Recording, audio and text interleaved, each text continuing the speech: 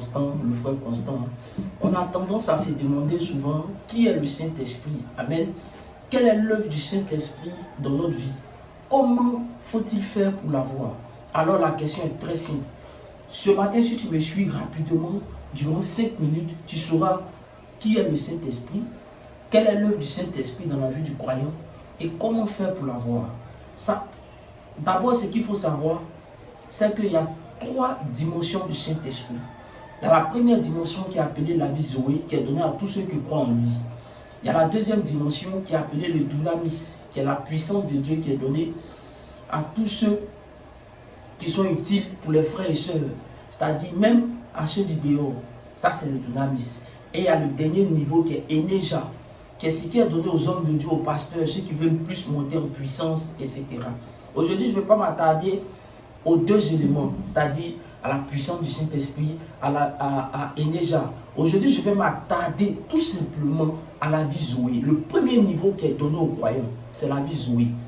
C'est le Saint-Esprit dans la vie de celui qui croit. Jean 3, verset 36. Il dit, celui qui croit au Fils a la vie. Celui qui ne croit pas au Fils n'a point la vie. Et la colère de Dieu demeure sur lui. Amen. Tout simplement, pour avoir le Saint-Esprit, il faut simplement croire. Une fois que tu crois, le Saint-Esprit t'est donné. Ce qu'il faut savoir aussi, que le Saint-Esprit aussi est un don. Le Saint-Esprit est un don. Pour avoir le Saint-Esprit, vous allez voir dans Actes 2, verset 38 à 39, Pierre était en train de dire, pour recevoir le Saint-Esprit, ce qu'il faut faire. Amen. Vous allez voir ça dans Actes 2, verset 38 à 39. Il leur disait de se repentir, de se convertir et de recevoir aussi le don du Saint-Esprit. Le Saint-Esprit est un don. Et ce qu'il faut savoir aussi, c'est que le Saint-Esprit est Dieu. Le Saint-Esprit est Dieu. Vous allez voir ça dans Amen, Acte 2, Acte 5, verset 3 à 4. Vous allez voir ça dans Acte 5, verset 3 à 4. Vous allez voir que le Saint-Esprit est Dieu. Amen. Aussi, il faut savoir, ce qu'il faut savoir aussi sur le Saint-Esprit, c'est que le Saint-Esprit est donné à l'humanité pour transformer les hommes. Le Saint-Esprit est donné pour transformer les hommes. Amen. Ce qu'il aussi faut savoir, c'est que le Saint-Esprit, quand il vient dans la vie du croyant, il a des caractères qu'il nous apporte, il a des manifestations qu'il nous apporte. D'abord, ce qu'il faut savoir dans la vie du croyant, c'est que le Saint-Esprit fait. Premièrement, le Saint-Esprit, il témoigne de notre relation avec Dieu. Vous allez voir ça dans Romains 8, à partir du verset 16. Le Saint-Esprit rend témoignage à notre esprit que nous sommes enfants de Dieu. Ensuite, vous allez voir que le Saint-Esprit aussi, lorsque tu l'as, il t'enseigne. Vous allez voir ça dans Jean 14, à partir du verset 26.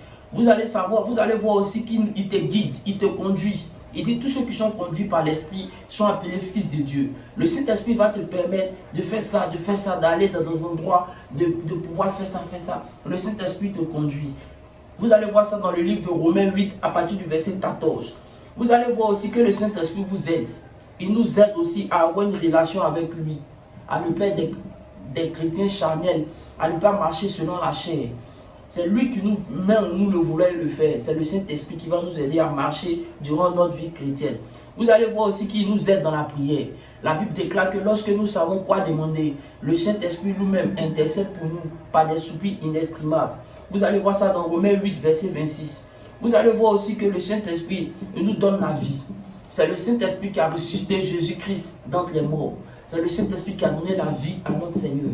C'est le Saint-Esprit qui nous donne la vie. C'est le Saint-Esprit qui nous donne la vie. D'abord, ce qu'il faudra savoir, lorsque tu n'as pas le Saint-Esprit, tout simplement pour l'avoir, il faut croire en lui. Dès que tu crois, automatiquement il vient. Le second niveau, ce qu'il faut savoir, lorsque tu l'as, il y a des choses qui t'apportent dans ta vie.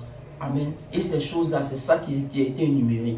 Si cette vidéo t'a fait du bien, abonne-toi pour plus de vidéos encore. Je vous salue dans le nom de Jésus-Christ.